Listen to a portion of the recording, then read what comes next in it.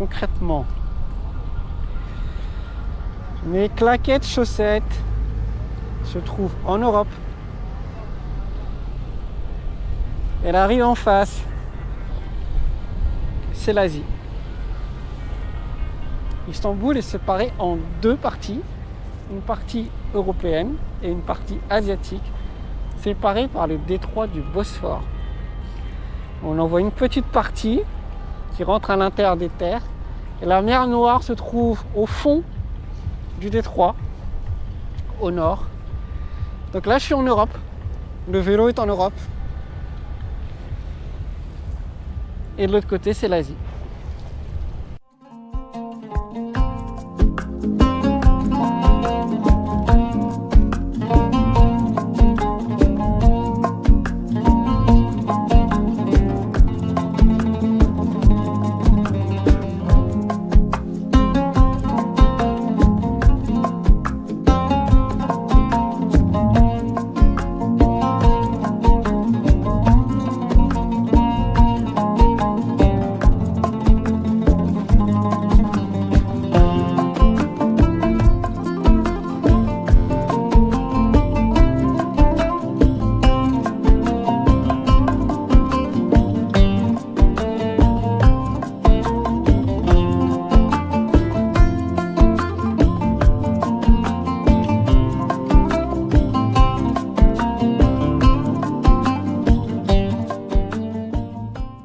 De bon matin ici à Istanbul, sous un grand ciel bleu, une fois de plus.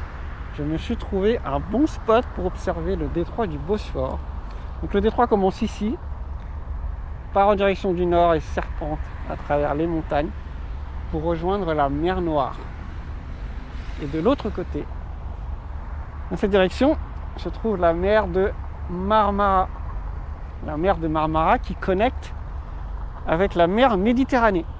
Donc en fait, tu as mer Méditerranée, mer de Marmara, détroit du Bosphore, mer Noire. Voilà, tout est connecté. En tout cas, c'est super sympa. Donc moi, j'ai changé de quartier aujourd'hui. J'étais dans le quartier Galata qui se trouve en face de moi. Et là, je vais aller dans un autre quartier qui se situe près de la grande mosquée bleue et pas très loin du grand bazar d'Istanbul. Donc je vais aller faire un petit tour, voir un petit peu à quoi ressemblent ces nouveaux quartiers. En tout cas, j'adore Istanbul, c'est vraiment incroyable. Voilà la mer de Marmara. Et quand on continue au sud-est de la mer, dans cette direction, on atteint ensuite le détroit des Dardanelles. Détroit des Dardanelles qui connecte avec la mer Égée, qui elle-même connecte avec la mer Méditerranée. Je me trouve face à une des 18 entrées du grand bazar d'Istanbul. Il date de 1461. C'est parti pour une petite visite. Le grand bazar d'Istanbul est l'un des plus grands et des plus anciens marchés couverts du monde. Il compte 65 rues intérieures et compte près de 4000 boutiques. Il est l'une des principales attractions de la ville et attire entre 250 000 et 400 000 visiteurs par jour.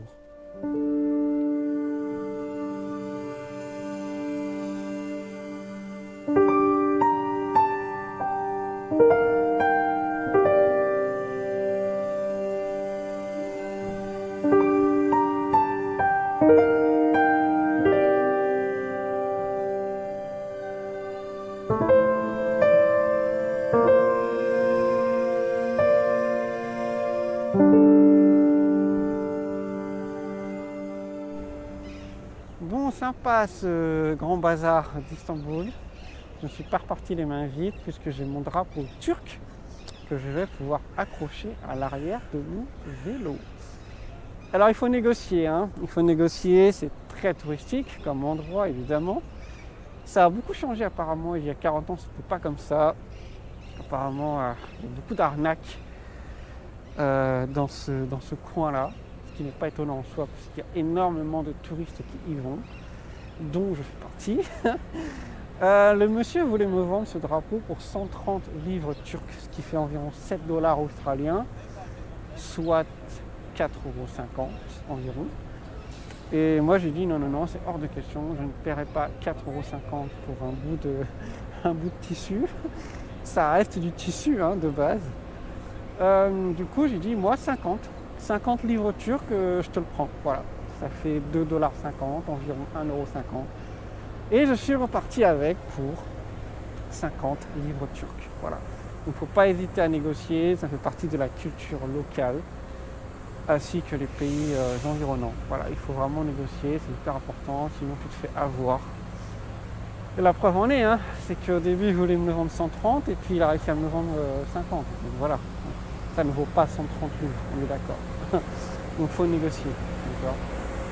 Donc là je continue mon chemin en direction de la mosquée bleue qui est juste face à moi. Je vais essayer de me trouver un petit point de vue pour faire de belles photos. Il n'y a pas trop de monde encore ce matin. Il y a une autre mosquée en face. C'est vraiment Istanbul, c'est incroyable. Il y a des monuments historiques absolument partout. C'est vraiment un gros coup de cœur. Vraiment, c'est magnifique comme ville.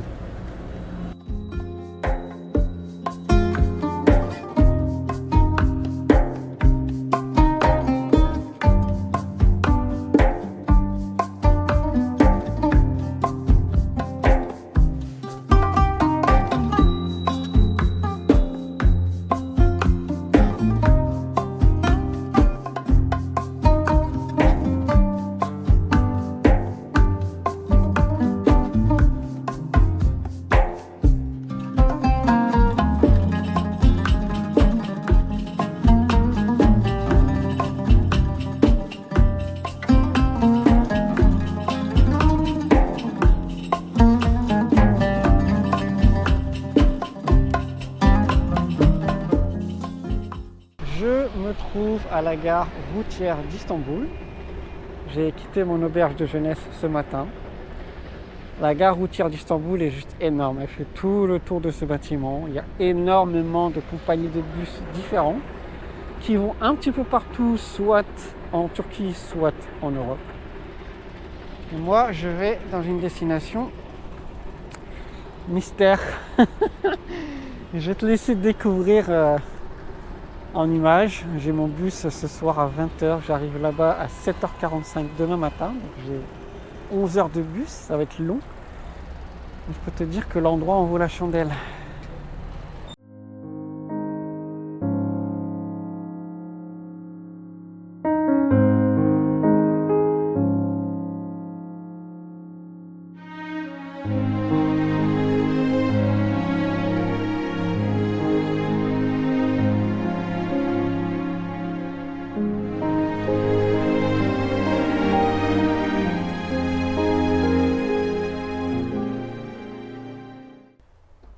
Voici désormais en Cappadoce, à Görem.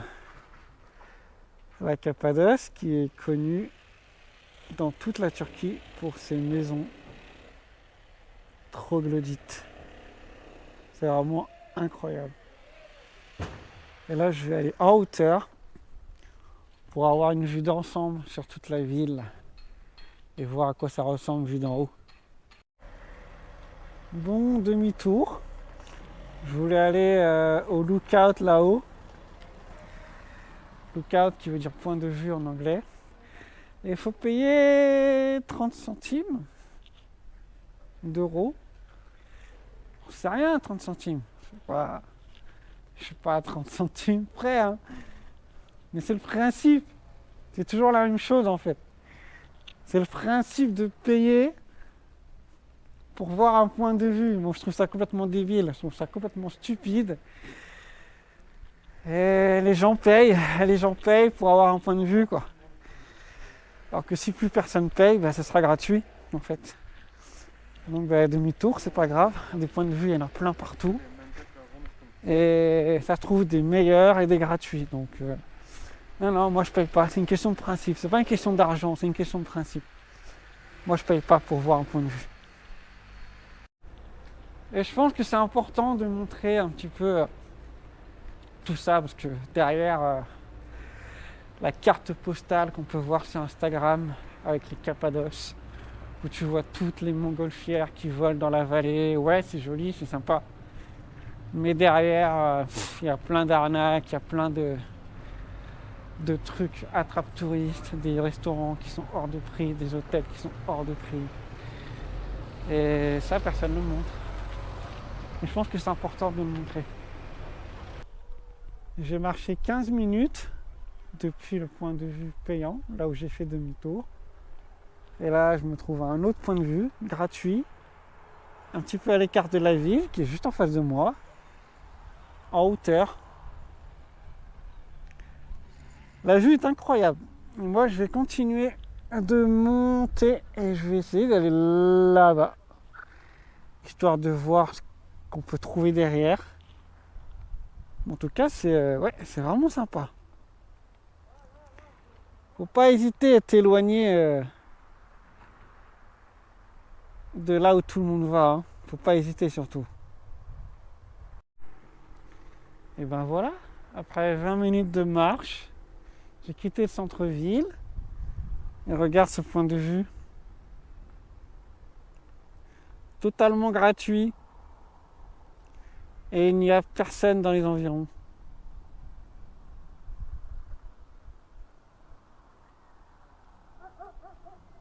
Comme quoi, faut pas hésiter à s'éloigner des spots touristiques principaux. Et surtout de refuser de payer. Alors que parfois, à 5 minutes de marche simplement, tu as la même chose. Voire en mieux des fois. La Cappadoce est une région historique de Turquie située au centre de celle-ci et à l'est de la péninsule anatolienne. Elle fut pendant l'Antiquité une partie des empires hittites, perses, macédoniens, ainsi qu'un royaume indépendant avant de devenir une province romaine. Convertie au christianisme, elle acquiert un riche patrimoine religieux caractérisé par l'architecture troglodytique creusée dans le tuf.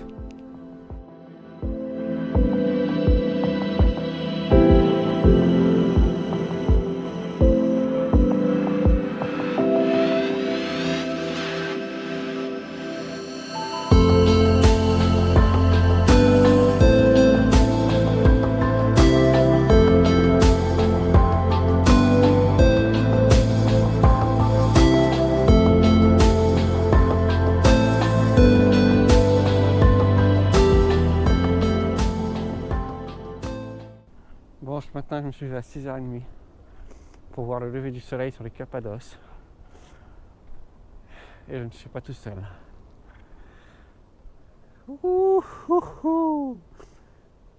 C'est magnifique, franchement, c'est incroyable.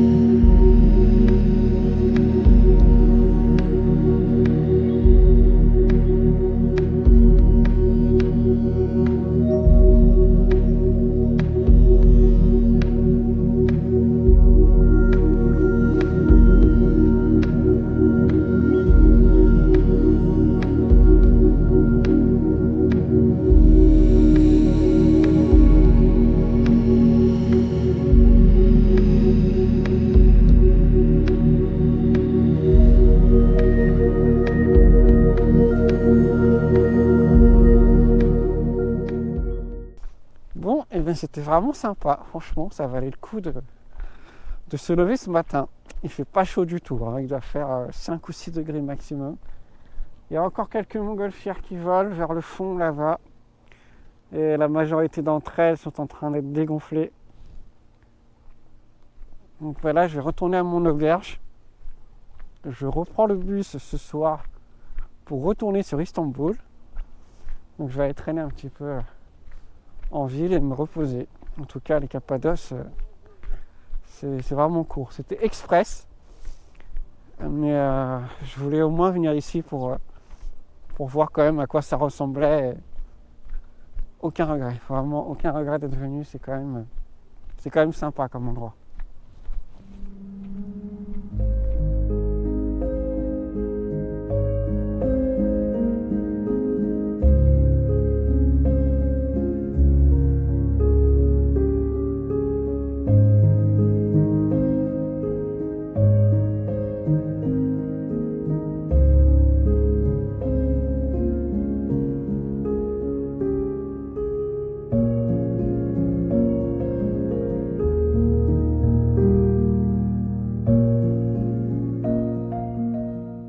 C'est parti pour une petite randonnée dans les Cappadoces. Je suis sur le trail qui s'appelle Pigeon Valley, ce qui veut dire la vallée des pigeons. Alors, pourquoi, je ne sais pas. Ceci étant, je suis équipé comme un randonneur expérimenté. Jeans, claquettes, chaussettes. Voilà, je pense que là, on ne peut pas faire mieux en termes d'équipement. En tout cas, ça démarre fort. Je passe à travers des grottes sculptées à la main. Et je m'enfonce dans le parc national des Cappadoces. Apparemment, c'est pas très touristique comme circuit de randonnée. Donc, en tout cas, j'ai croisé 2-3 personnes depuis tout à l'heure, c'est tout. Donc, c'est vraiment cool. Petite balade tranquille, pépère.